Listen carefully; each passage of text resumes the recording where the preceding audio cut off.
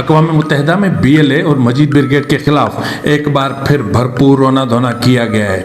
پاکستان نے کہا ہے کہ افغانستان میں تحریک طالبان پاکستان، القاعدہ، BLA اور مجید بریگیڈ سمیت دیگر دہشت گرد گروہوں کو محفوظ پناہ گاہیں ملی ہوئی ہیں۔ اور آخر کیا وجہ ہے کہ اقوام متحدہ میں پاکستان کے موقف کو قبولیت نہیں مل رہی ہے؟ دوسری طرف دیکھیں تو BLF سربراہ ڈاکٹر اللہ نذر بلوچ نے دو ٹوک انداز میں بلوچ عورتوں پر زور دیا ہے کہ وہ بلوچ بہنوں اور بیٹیوں کی انسانی حقوق اور جبری گمشدگیوں سے متعلق جدوجہد کو سلام پیش کرتے ہیں، لیکن اب بہت ہو گیا۔ اب بلوچ عورت کو ہتھیار اٹھانا ہوگا، کیونکہ دشمن پیار کی زبان نہیں بلکہ گولی اور بندوق کی زبان جانتا ہے۔ مزید ڈاکٹر اللہ نذر نے کیا کہا ہے اس پر بھی بات کریں گے۔ اور پھر الیکشن کمیشن نے چنتخب وزیر اعلیٰ سرفراز بگٹی کے فرار کی کوشش کو ناکام بناتے ہوئے کوئٹہ میں بلدیاتی انتخابات کے ملتوی کرنے کی درخواست مسترد کر دی ہے۔ سرفراز بگٹی کو تحریری طور پر کہا گیا ہے کہ بلدیاتی الیکشن کے لیے سیکیورٹی فول پروف انتظامات کیے جائیں، ووٹر، امیدواروں، عوام اور پولنگ عملے کو ان کی سیکیورٹی کو یقینی بنایا جائے اور کوئٹہ ڈسٹرکٹ میں بلا تعطل پرامن پولنگ کو یقینی بنایا جائے۔ کیا ایسا ممکن ہے؟ یہ ایک بہت بڑا سوال ہے، اس پر ہم ضرور بات کریں گے۔ اور پھر بلوچستان میں جبری گمشدگی کا شکار 24 افراد کا بھی ذکر کریں گے، جن کا تعلق 2 مختلف خاندانوں سے ہے۔ مطلب تمام نوجوان لاپتہ ہو چکے ہیں۔ اتنے بڑے سانحے پر بلوچستان میں خاموشی چھائی ہوئی ہے۔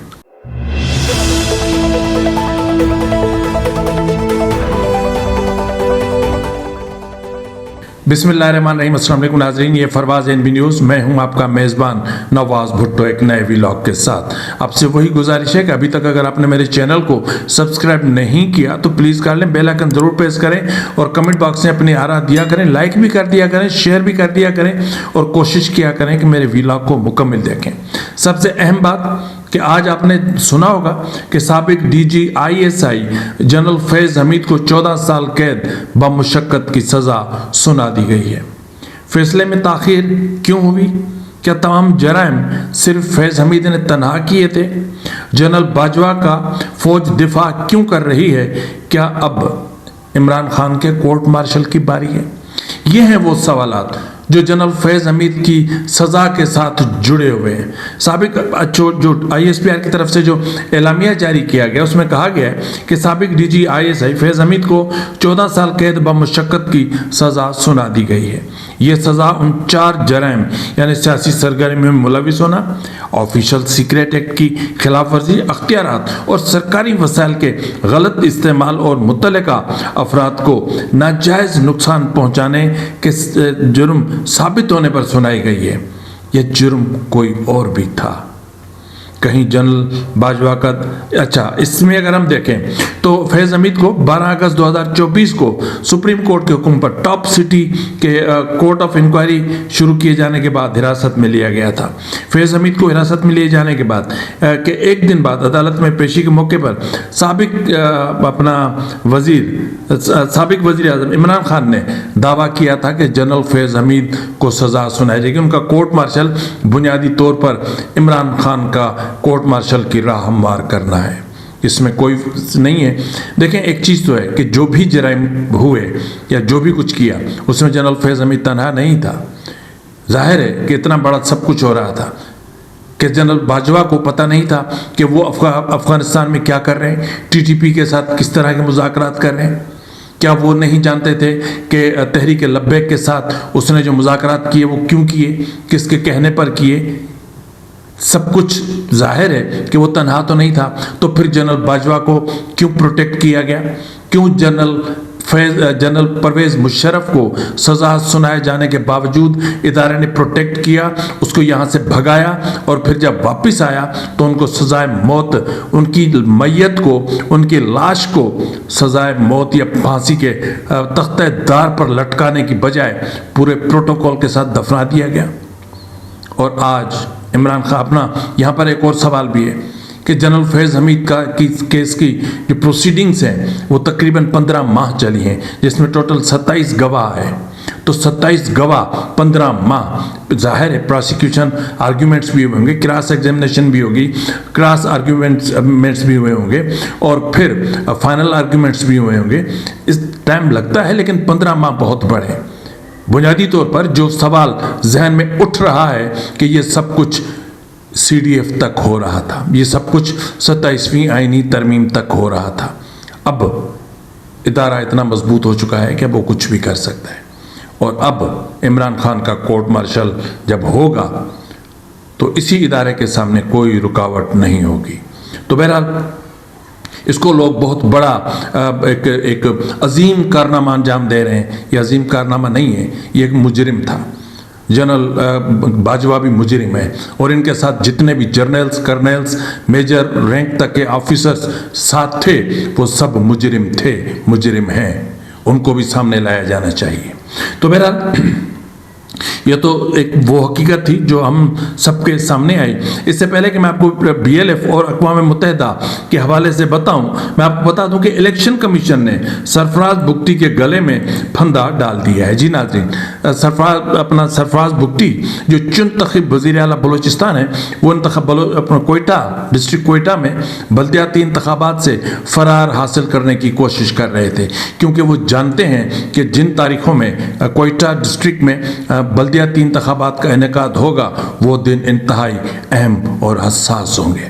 انہی دنوں میں دہشت گردی کے یا پھر بہت بڑے واقعات ہو سکتے ہیں، اور جنگجو مختلف مقامات پر ان کو ٹارگٹ بھی کر سکتے ہیں۔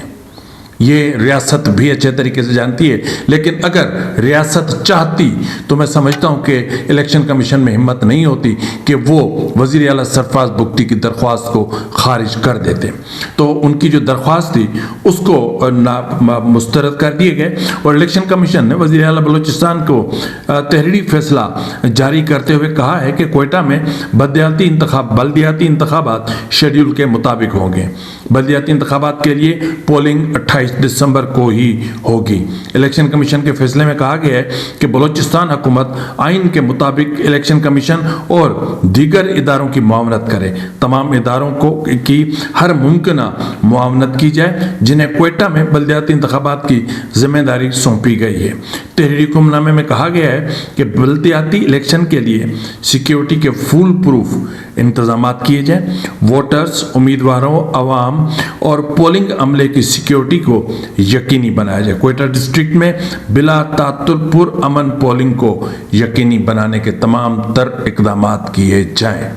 لیکن ان الیکشن کمیشن کے ان اکثریتی فیصلے کے خلاف بھی ایک فیصلہ آیا ہے، جس میں کہا گیا ہے کہ یہ انتخابات نہیں ہونے چاہیے۔ تو بہرحال صرف 9 مہینے کے لیے انتخابات ہیں۔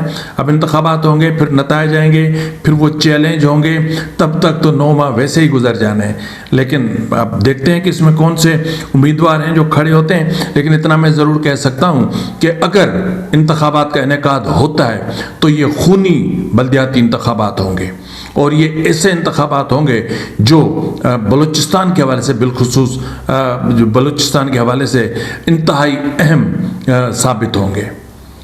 اور آپ دیکھتے ہیں کہ آگے کیا ہوتا ہے۔ لیکن ایک اور خبر جو بہت بڑی تھی، جو میں نے آپ سے شروع میں کہا تھا کہ بلوچستان سے جبری گمشدگی کا شکار 24 افراد، جی ناظرین 24 افراد، یہ ایک بہت بڑا فگر ہے۔ لیکن اس کے ساتھ میں آپ کو بتاتا چلوں، کلات میں کلی مغلزئی کے علاقے سے 2 سگے بھائی، جی ناظرین سگے بھائی کٹے ہوئے گلے کے ساتھ شدید زخمی حالت میں ملے ہیں۔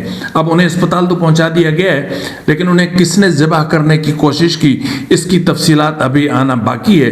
ان کی شناخت علی اکبر مینگل اور عبد المنان مینگل ولد فیض محمد مینگل کے نام سے ہوئی ہے، اور دونوں کی حالت انتہائی تشویشناک بتائی جا رہی ہے۔ اس کے علاوہ کوئٹہ میں فورسز کی گاڑیوں کو حملے میں نشانہ بنایا گیا۔ کوئٹہ شہر کے قریب ڈگاری کراس پر فورسز کی گاڑی کو اس وقت نشانہ بنایا گیا جب وہ اپنے پوسٹ کی جانب جا رہی تھی۔ ایک ایک اور یہاں پر میں آپ کو خبر دیتا چلوں، وہ ہے ڈیرہ بگٹی کے حوالے سے کہ ایک بہت بڑے آپریشن کی وہاں تیاری ہو رہی ہے۔ گزشتہ چند دنوں کے دوران 2 درجن سے زائد بسیں جن میں فوجی اہلکار سوار تھے سوئی پہنچ چکے ہیں۔ ریاستی حمایت یافتہ ڈیتھ اسکواڈ نے لنجو اور سغاری کے علاقے میں کیمپ قائم کر لیے ہیں۔ پنجاب سے 2 ہیلی کاپٹرز گزشتہ روز سوئی اترے، جبکہ کوڈ کاپٹرز اور ڈرون سمیت سوئی کی گرد نواح میں ان کی پروازیں بھی دیکھی گئی ہیں۔ اب ناظرین، ایک اور بھیانک جو سچویشن ہے وہ رونما ہوئی ہے خزدار کے علاقے گریشا میں کہ سیکیورٹی فورسز نے 7 افراد کو حراست میں لینے کے بعد جبری طور پر انہیں لاپتہ کر دیا ہے۔ لاپتہ افراد میں سلیم بلوچ ولد بلو خان، زاہد بلوچ ولد زہری خان، بشیر احمد ولد زہری خان، عبدالغنی ساجد ولد الہی بخش، ضمیر بلوچ ولد واحد، عارف حنبل ولد گاجیان ظہور بلوچ اور اپنا ولد فتح محمد شامل ہیں۔ یہ تمام افراد گریشا کے علاقے بدارنگ سے ان کو حراست میں لینے کے بعد وہ کیا گیا۔ اس کے علاوہ آواران کے علاقے جھاؤ میں گزشتہ 2 روز سے فورسز کی طرف سے کاروائیاں جاری ہیں۔ کوڑوں میں فوج کی بھاری نفری تعینات کر دی گئی ہے۔ مختلف قریبی دیہات کے مکینوں کو سخت ہدایات جاری کر دی گئی ہیں کہ وہ اپنے گھروں سے باہر نہ نکلیں، اور باہر نکلے تو ان کی ریسپانسبلٹی ان پر خود پر ہوگی۔ تو اسی طرح اگر آپ دیکھیں تو پسنی اور گوادر میں 2 مختلف کاروائیوں کے دوران 2 افراد حراست میں لینے کے بعد نامعلوم مقام پر منتقل کر دیے۔ جیونی کے علاقے پانوان میں ایک گھر پر چھاپا مارا گیا، جہاں اہلکاروں نے گھر میں توڑ پھوڑ کی اور موجود افراد کو تشدد کا نشانہ بنایا۔ چھاپے کے دوران فورسز نے سید محمد ولد شاہو کو حراست میں لے کر لاپتہ کر دیا، جس کے بعد سے ان کا کوئی پتہ نہیں چل رہا۔ ذرائع کے مطابق سید محمد اس سے قبل بھی جبری گمشدگی کا شکار رہ چکے ہیں اور بعد میں بازیاب ہوئے تھے۔ ذرائع کا کہنا ہے کہ اس خاندان کے کم از کم 5 افراد سید محمد کلمتی، نور بخش کلمتی، جلیل کلمتی، علی نواز کلمتی اور فاروق کلمتی مختلف اوقات میں حراست میں کے بعد لاپتہ کیے جا چکے ہیں۔ اسی طرح آپ کو یاد ہوگا کہ کوئٹہ کی کمرانی فیملی ریسنٹلی گلی کمرانی میں یہ وہ معاملہ ہوا تھا، وہاں 10 نوجوانوں کو ایک ساتھ مختلف وقفے سے حراست میں لیے جانے کے بعد انہیں گم کر دیا گیا، لاپتہ کر دیا گیا۔ ڈیرہ مراد جمالی سے تعلق رکھنے والے نوجوان اشرف سولنگی ولد عجب خان سولنگی کو فورسز نے گوادر میں حراست میں لینے کے بعد جبری طور پر لاپتہ کر دیا گیا۔ یعنی بلوچستان میں اس وقت ایک اندھیر نگری مچی ہوئی ہے اور وہاں جس کا جو جی میں آتا ہے اسی طرح وہ کرتا ہے۔ اسی طرح ناظرین جو خطرناک سچویشن پیدا ہوئی ہے وہ ہوئی ہے اپنا اقوام متحدہ میں، لیکن اس سے پہلے میں آپ کو بتا دوں مختصر سی خبر ہے بی ایل ایف کے سربراہ اللہ نظر بلوچ کی۔ اللہ نظر بلوچ بی ایل ایف کے سربراہ ہیں۔ آپ کو پتہ ہے کہ وہ اپنا اس وقت کن حالات میں سب کچھ چل رہا ہے، لیکن انہوں نے جو ہے وہ ایک آڈیو ایک ان کی جاری ہوئی ہے۔ آڈیو اس وقت آپ کی اسکرین پر بھی موجود ہے۔ اس کے آڈیو کو آپ سنیں گے تو اس میں بی ایل ایف سربراہ ڈاکٹر اللہ نظر بلوچ کہہ رہے ہیں کہ ریاست کا کہنا ہے کہ بلوچ عورت ہمارے ساتھ نہیں ہے، یعنی بلوچستان کی بلوچ عورتیں بلوچستان کی آزادی کی جد و جہد میں بی ایل ایف اور جو دیگر جنگجو یا علیحدگی پسند آرگنائزیشنز ہیں ان کے ساتھ نہیں ہیں۔ تو اس پر انہوں نے کہا ہے کہ اس جنگ میں وہ شریک نہیں ہیں۔ میں ان تمام عورتوں کو، بہنوں اور بیٹیوں کو سلام پیش کرتا ہوں جنہوں نے آزادی اور انسانی حقوق کی خاطر بڑی قربانیاں دی ہیں، لیکن اب بہت ہو چکا۔ انف از انف۔ میرے خیال میں اب بہنوں اور بیٹیوں کو ہتھیار اٹھا لینے چاہیے، کیونکہ دشمن قائدوں اور ضابطوں کی نہیں صرف بندوق کی زبان جانتا ہے۔ آج عالمی طاقتوں سے ہماری سرزمین کا سودا کیا جا رہا ہے۔ پاکستان کے جنرل عاصم منیر اور پارلیمنٹ میں بیٹھے بلوچستان کے بے شرم نمائندے اس بات پر بھی خاموش ہیں کہ بلوچستان کے وسائل کے نمونے امریکہ میں سیل کیے جا رہے ہیں۔ تو ڈاکٹر اللہ نذر بلوچ کی بلوچ اب خواتین سے یہ اپیل بہت معنی رکھتی ہے۔ ٹھیک اس وقت جب ریسنٹلی چاغی نوکنڈی میں ایک بہت بڑا جو ہے وہ اٹیک کیا BLF نے، اور اس میں جو خاتون خود تھی، وہ جو خودکش بمبار وہ خاتون تھی، اور اس کے بعد سے BLF کا جو تذکرہ ہے وہ بہت زیادہ ہونے لگا ہے۔ تو اس کے بعد سے اس طرح کی اپیل کا منظر عام پر آنا اپنے آپ میں بہت معنی خیز ہے۔ تو دوسری طرف اگر ہم دیکھیں تو اقوام متحدہ میں پاکستان بار بار BLA کے خلاف رونا دھونا جاری رکھے ہوئے۔ امریکہ میں تو چلو آپ نے ان کو ریئر ارتھ کا بریف کیس بھر کے دکھا دیا، اور آپ نے ان کو جو ہے وہ بلوچستان کا گولڈ اور کاپر اور پتہ نہیں کیا کیا دکھا دیے بریف کیس بھر کے جنرل اپنا صدر ٹرمپ کو، اور انہوں نے BLA مجید بریگیڈ کو عالمی دہشت گرد اور جو ہے وہ کالعدم قرار دے دیا۔ لیکن اقوام متحدہ ایسا کیوں کرے؟ اس میں کوئی شک نہیں کہ چین آپ کے ساتھ ہے، اس میں کوئی شک نہیں کہ ایران آپ کے ساتھ ہے، اس میں کوئی شک نہیں، لیکن اور بھی تو ممالک ہیں۔ اور دوسرا، اقوام متحدہ کا جو انسانی حقوق سے متعلق ونگ ہے وہ بھی تو موجود ہے، جو بلوچستان کے شب و روز کو مانیٹر کر رہے ہیں، بلوچستان میں یومیہ کی بنیاد پر ہونے والی جبری گمشدگیوں کو مانیٹر کر رہا ہے، ماورائے عدالت قتال کو مانیٹر کر رہا ہے۔ اب وہاں پر جو چیزیں ہوئی ہیں، اقوام متحدہ میں پاکستان کے مستقل نمائندے ہیں، سفیر عاصم افتخار احمد، انہوں نے افغانستان کی صورتحال پر وہاں جب ڈیبیٹ ہوئی تو اس میں انہوں نے حصہ لیا۔ انہوں نے کہا کہ افغان سرزمین سے جنم لینے والی دہشت گردی پاکستان کی قومی سلامتی اور خود مختاری کے لیے سب سے بڑا خطرہ ہے۔ صرف اس سال ہم افغانستان سے آنے والی دہشت گردی کے باعث تقریباً 1200 جانوں سے محروم ہوئے ہیں۔ 2022 سے اب تک 214 سے زائد افغان دہشت گرد، جن میں خود کا حملہ آور بھی شامل ہیں، پاکستان میں انسداد دہشت گردی کی کارروائیوں کے دوران مارے جا چکے ہیں۔ انہوں نے کہا، اب یہ جو دیکھیں، یہ جو اعداد و شمار انہوں نے پیش کیے ہیں، یہ سارے TTP سے ریلیٹ کرتے ہیں، یا القاعدہ سے ہیں، یا پھر جو داعش خراسان یا اس طرح کی جو دیگر دہشت گرد آرگنائزیشن سے ان کے حوالے سے ہیں۔ لیکن انہوں نے اپنی پوری اسپیچ میں یہ کہیں نہیں کہا کہ افغانستان سے سرحد پار کرتے ہوئے ہم نے اتنے BLA کے لوگوں کو یا مجید بریگیڈ کے لوگوں کو مارا ہے۔ اب انہوں نے آگے کہا ہے کہ کالعدم تحریک طالبان پاکستان TTP، القاعدہ، بلوچستان لبریشن آرمی BLA اور مجید بریگیڈ سمیت دہشت گرد گروہوں کو افغانستان میں محفوظ پناہ حاصل ہے۔ بھائی، اگر آپ کے پاس اسپیسیفک انفارمیشن ہے، اگر آپ کے ڈرونز افغانستان میں جاتے ہیں، اپنی کارروائیاں کرتے ہیں، TTP کے اڈوں کو، ٹھکانوں کو نشانہ بناتے ہیں، تو BLA کے نشانوں کو، اڈوں کو وہاں پر نشانہ کیوں نہیں بنایا جاتا؟ سوچنے کی بات ہے نا۔ ایک طرف آپ کے جو سورس رپورٹس آتی ہیں اس میں کہا جاتا ہے کہ جو BLA کے سربراہ ہیں اس وقت وہ افغانستان میں موجود ہیں، ان کو فلاں جگہ سے فلاں جگہ منتقل کر دیا گیا ہے، لیکن اس حوالے سے آپ کے ڈرونز کیوں کوئی کارروائی نہیں کرتے؟ جب وہاں پر تھے، آپ کے پاس سورس رپورٹ تھی، تو پھر کیوں؟ دوحہ میں، قطر میں جو مذاکرات ہوئے، استنبول میں جو بات چیت ہوئی، اس میں وہ ٹھوس ثبوت کہاں ہیں؟